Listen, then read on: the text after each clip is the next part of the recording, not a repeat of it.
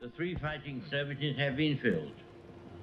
It was necessary that this should be done in one single day on account of the extreme urgency and rigor of events.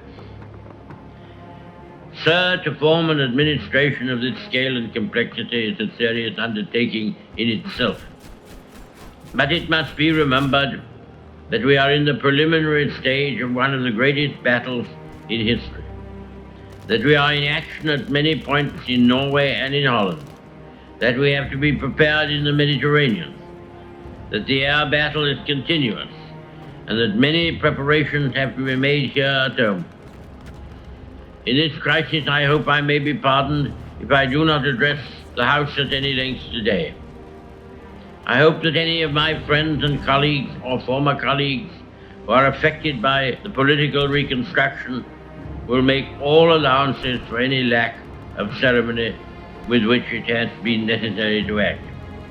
I would say to the House, as I said to those who have joined the government, I have nothing to offer but blood, toil, tears, and sweat. We have before us an ordeal of the most grievous kind. We have before us many, many long months of struggle and of suffering. You ask, what is our policy?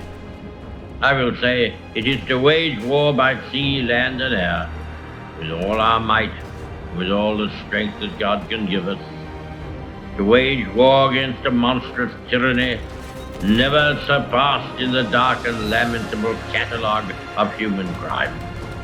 That is our policy. You ask, what is our aim? I can answer in one word, victory.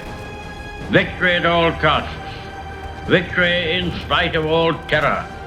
Victory however long and hard the road may be. For without victory there is no survival.